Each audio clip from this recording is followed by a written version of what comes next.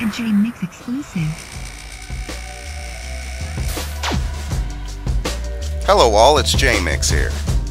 First of all, I want to wish all my YouTube subs and viewers a happy and safe Memorial Day, and let you know that this segment's going to be a little bit different. Recently, I had the chance to sit down and speak to Aron, who's an engineer from Death Row Records who's worked with Snoop Dogg, Tupac Shakur, Nate Dogg, and many other artists. And during the course of that interview, we started talking a little bit about his work with Sublime. So in honor of the 18th anniversary of Bradley Nowell's passing, I humbly present to my YouTube subs and viewers my exclusive interview with Aron on the making of the self-titled Sublime album. So without any further ado, here's Aron. Dave, I really appreciate you taking the time. I'd like to talk to you a little bit about your work on the Sublime album. Sublime, those are my guys. You have to forgive me, I'm just a huge Sublime fan. All right, they're hardcore. That was a great thing too. I mean, it was a great time in music. It was unbelievable that I did the Pac album and the Sublime album in the same year, and that like two different genres became unbelievably classic at that point. And that both of my best clients died that same year. You know, it was really trippy to me, that whole thing, to see how that kind of it was a weird similarity that both of those things would happen in two different, totally different genres, totally different ways, but yet be so similar, and I'm connected to both of them. You know, that kind of tripped me out about the whole situation. Did you get a chance to work next to Bradley Nowell? Yeah. What happened was, look, this is how it all went down. My friend Willie was living down at the marina, okay? He ran into this guy, Gene Boyer, who was also down at the marina. And he was friends with this guy, John Phillips, who was Sublime's manager and A&R guy at the label. They just had Red Ant, and they just got signed to this Red Ant label on MCA, and they, this guy Gene, who my friend Willie introduced me to, he kept talking about this Sublime. You got to work. I'm going to introduce you to Sublime. You got to meet these guys. They're incredible. You're going to be perfect with them. You know, they're looking for somebody to work with them, and I'm like, I don't know, it just was wild, you know, and I just kept hearing about the John Phillips and the Sublime guys and everything like that. It was a long time coming, and I just finally ran into John at the Dragonfly one night, and we started talking about the Sublime stuff, and he said, I'd like to get you to come down to Long Beach, and they got a studio down there, and get you in there and maybe see what happens. You can make some stuff and everything. I was like, oh, man, that sounds perfect. Okay. He said, but first, before that, you should come see them. They're playing at the Warped Tour. And I said, okay, I'm going to come over there. So I went down to Orange County. I saw them at the Warped Tour, and I was blown away. I thought that they were an incredible group, an incredible talent, that Bradley was incredible. But more than that, I saw what I look for in any music is a scene that goes with the music. How people really like that so much, like almost cult-like. That's what I saw. That's what turned me onto that group. And I said, wait a minute, these guys might be really something, because I could just see how the people were reacting to them, that the people loved them. And they had all their own type of crowd and their own scene, and everyone was kind of you know how you're that own type, like all the Deadheads were like, that way, or all these other guys are this way. You know, I could see the Sublime fans were that way too. They all had something in common, a lot of similarities, and I thought that made for a good scene and a good thing. So I said, I definitely want to work with those guys. So I went down to Long Beach, and we were recording in the studio. I went into the studio. The funny thing is, they got me because I was good at working under weird situations with different types of people who might not be most organized, or I might be good at working in a highly chaotic situation. I thrive in that kind of thing, and I think that's why we connected so well. That's why they got me to do the Sublime thing. So I go down to Long Beach and I say, hey, I'm here, man, what's up? And I think Bud was in there. Bud was playing a few drums, you know, just setting up his stuff and everything. I said, where's the other guys? He said, no, I don't know, they're not here yet. Bradley had a couple problems. He'll be here later. I said, all right. They were all supposed to be there at one time. Well, of course, it'd been like a few hours. Bud says, look, I'm going to go. I'll be back. As soon as he leaves, here comes Eric. As soon as he leaves, here comes Bradley. I'm like, I see what they mean now. And so the session that was supposed to start at 12, it was now 6, 7 o'clock, and they're still all just getting there at different times and leaving, and the other guys weren't there.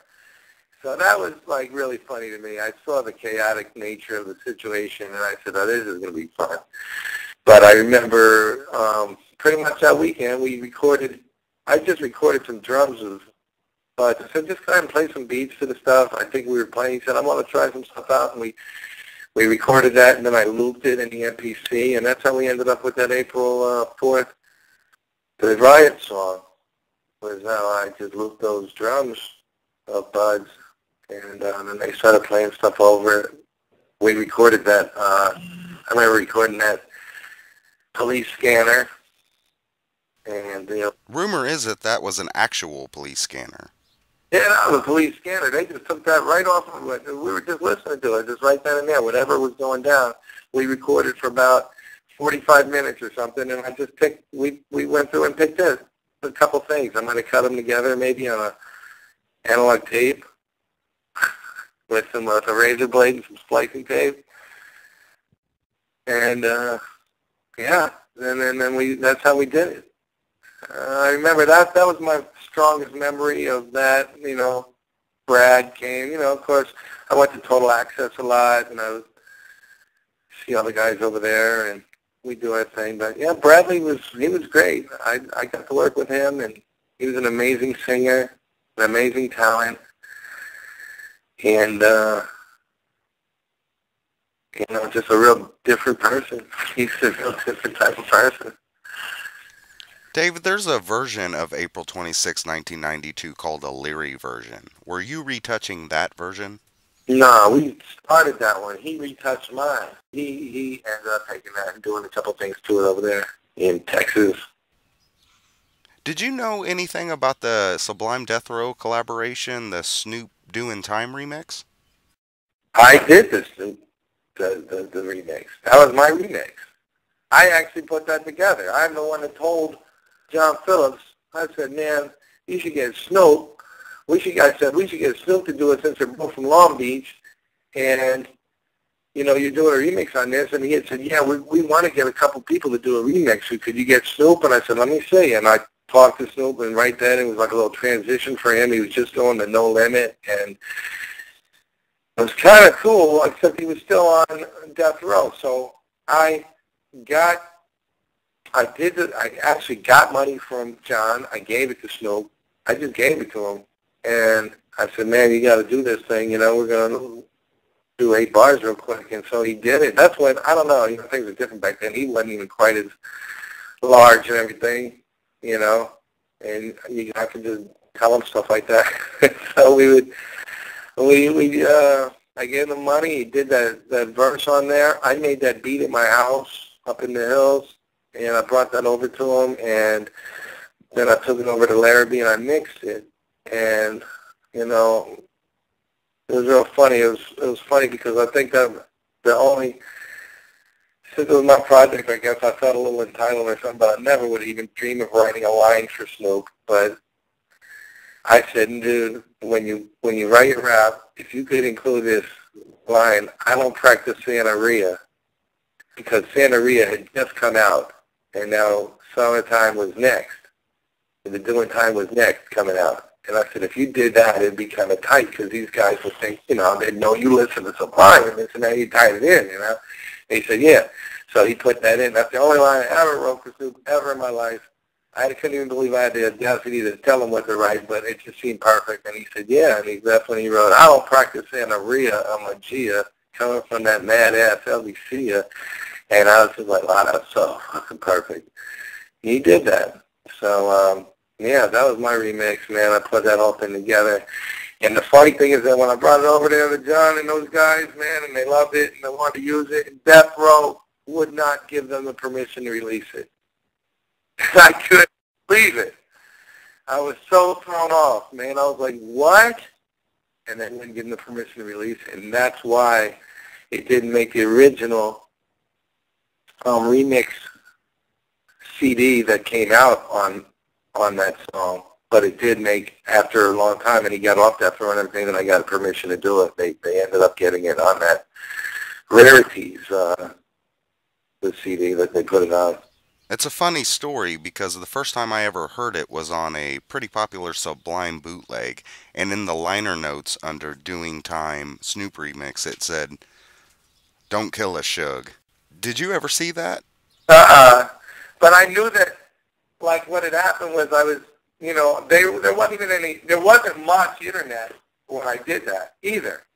But what was funny was the internet came around and the computer came around, everybody was online and all this stuff, and I was really disappointed that that never really came out at that point yet.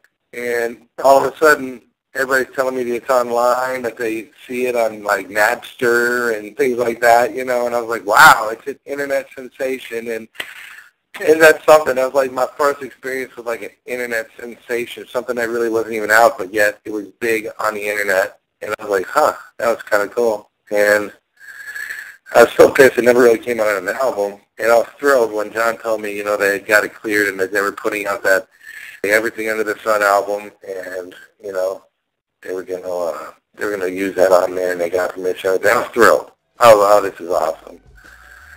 You know, I made two different versions of that, actually. Even I made one with a beat that I made in my house, and then I made another one with a beat that I made sampling the original beat. So there's really like two versions of that out there somewhere too. Once again, it's J-Mix here, and I'd like to thank all my YouTube subs, and a special thanks to Dave Aron. Shout out to Jim Knoll and the whole Knoll family. Rest in peace, Bradley Knoll. And to all the Sublime fans out there. And to all my regular YouTube subs and viewers, stay tuned because I got lots more with Dave Aron, where we talk about Tupac, Death Row, Snoop Dogg, and so much more. So keep it locked right here. Much more to come. And I'll see everybody on the next upload. One love, everybody. A J-Mix exclusive. What up, shut up.